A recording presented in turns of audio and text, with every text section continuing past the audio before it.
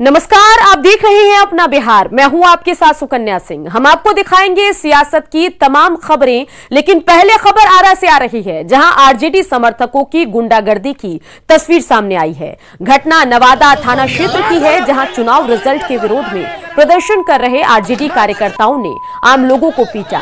ये तस्वीरें कैमरे में कैद हो गई है। चुनाव परिणाम के विरोध में आरजेडी कार्यकर्ता सड़क पर उतरे थे और प्रदर्शन कर रहे थे। इसी दौरान वहां से गुजर रहे लोगों की पिटाई की गई।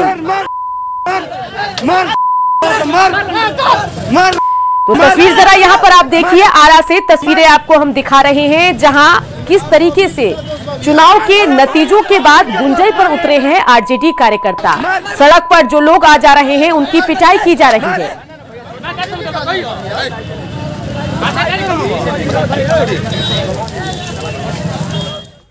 न्यूज 18 की खबर पर एक बार फिर मुहर लगी। नई सरकार के शपथ ग्रहण की तारीख तय नहीं हुई। इस बात की तस्दीक खुद सीएम नीतीश कुमार ने की है। मुख्यमंत्री ने आज जेडीयू ऑफिस में पार्टी के नवनिर्वाचित विधायकों और नेताओं से बात की। साथ ही चुनाव नतीजों के बाद पहली बार मीडिया से बात की। नीतीश कुमार ने कहा कि सीएम के नाम पर फैसला एनडीए घटक दलों की बैठक में होगा। साथ ही उन्होंने कहा कि 13 नवंबर को एनडीए के सभी घटक दलों के नेताओं की बैठक हो सकती है। बिहार का मुख्यमंत्री कौन होगा, इस सवाल पर सीएम नीतीश कुमार ने कहा कि उन्होंने कोई दावा नहीं किया है।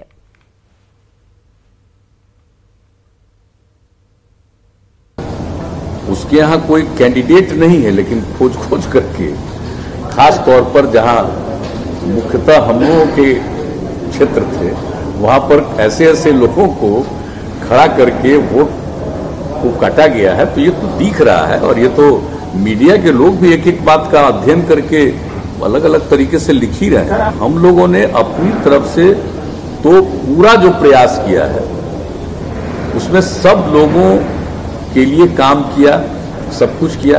लेकिन इसके बाद भी अगर कोई भ्रम पैदा करने में कामयाब होता है और लोग भ्रमित होते हैं, तो ये तो लोगों को अपना अधिकार है भाई, सोच का अपना अधिकार है, कोई निर्णय लेने का अपना अधिकार है, सबका ये एकदम बिल्कुल अपना फंडामेंटल राइट है। विधानमंडल दल की बैठक तो उसके बाद होगी एनडीए की, लेकिन कल चारों घटक दल के लोग आपस में बैठ के बातचीत करके ही एक एक चीज तय करेंगे कि किस दिन क्या करना। जब इस्तीफा करने जाएंगे तो इस्तीफा करना तो उसके साथ साथ सब निर्णय लिया जाता है ना।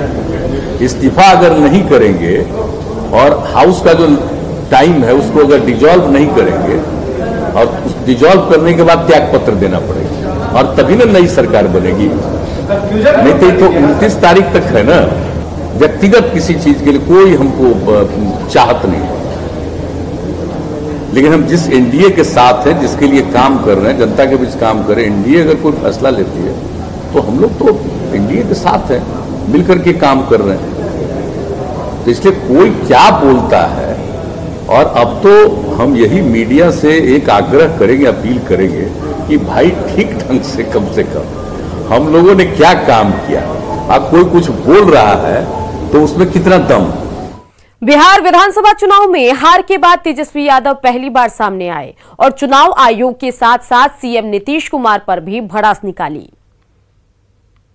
और किससे पूछ करके इलेक्शन कमीशन ने गिनती जो है लास्ट में पोस्टल का किया और रद्द करने का काम किया।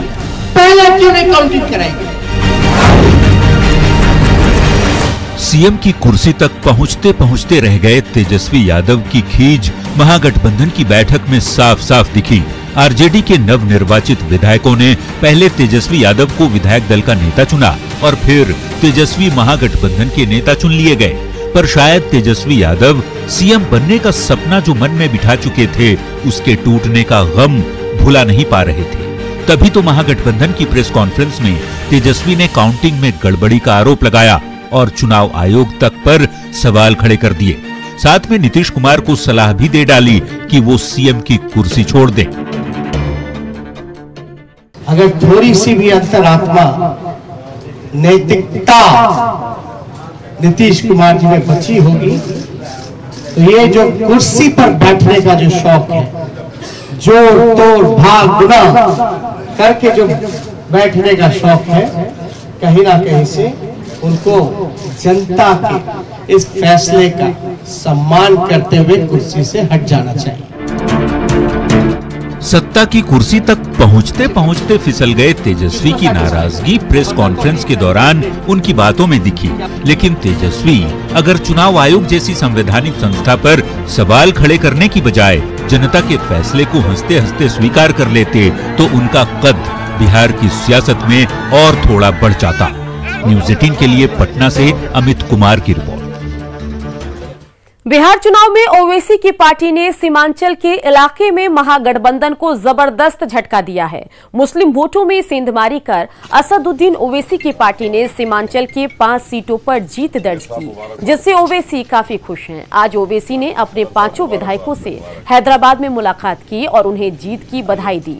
आपको बता दें कि बिहार चुनाव के दौरान असदुद्दीन ओवैसी सीमांचल इलाके में लगातार कैंप कर रहे थे। वो हेलीकॉप्टर के जरिए लगातार सभाएं कर रहे थे। ओवैसी की पार्टी से जीत दर्ज करने वाले विधायक हैं बिहार AIMIM के अध्यक्ष अख्तरुल ईमान, जो पूर्णिया जिले के अमौर सीट से चुनाव जीते। वहीं किशनगंज जिले के कोचाधामन सीट से मोहम्मद इजहार असफी ने जीत दर्ज की, जबकि अररिया के जोकीहाट से तस्लीमुद्दीन के छोटे बेटे शहनवाज आलम जीते हैं। वहीं पूर्णिया के 22 सीट पर सैयद रुकनुद्दीन अहमद ने बीजेपी के विनोद कुमार को हराया है, जबकि बहादुरगंज विधानसभा सीट से अंजार नईमी ने जीत दर्ज की है।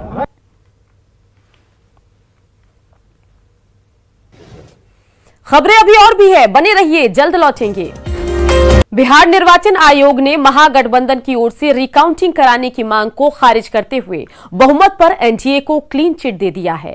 मुख्य निर्वाचन पदाधिकारी HR श्रीनिवासन ने बताया कि निर्वाचन आयोग ने राज्यपाल को निर्वाचित सदस्यों की सूची सौंप दी है। साथ ही इन्होंने कहा कि 11 ऐसे विधानसभा थे जिसमें जीत का मार्जिन 1000 से कम था। उसमें शिकायत के बाद सिर्फ हिलसा में रिकाउंटिंग की गई और बाकी जगहों पर पोस्टल बैलेट के आधार पर सही करार दिया गया।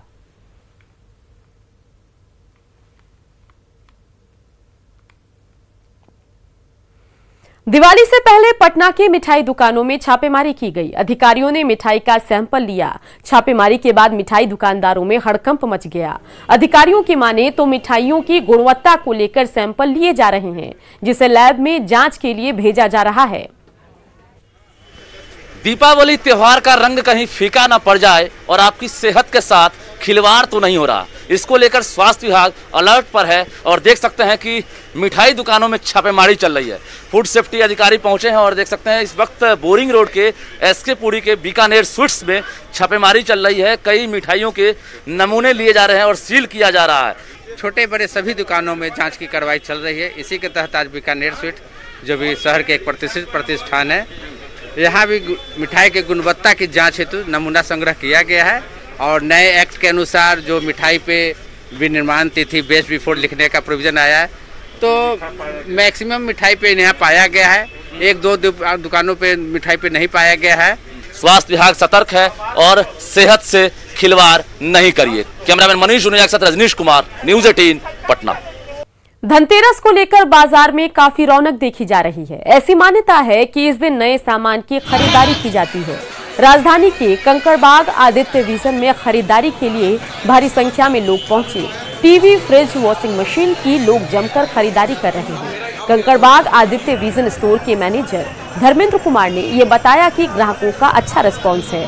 आदित्य विजन ने धनतेरस को लेकर कई इनामी योजना भी लोगों के लिए रखा है, जिसका लाभ भी ग्राहक उठा रहे हैं। भीड़ भी ला रही है, इसलिए कि हम लोगों ने ऑफर निकाला है, मतलब बाय एंड विन के द्वारा करोड़ों के इनाम और कैशबैक का उपहार निकाला है। और इसी वजह से थोड़ा सा भीड़ है। और आज धनतेरस तो दिख रहा है, लेकिन भीड़ भी है। और हम लोग को लग रहा है कि 2 दिन की धनतेरस आ रही है, आज भी और कल भी रहेगी धनतेरस। और इसी के साथ बुलेटिन में इतना ही। आप देखते रहिए न्यूज़ 18 बिहार झारखंड।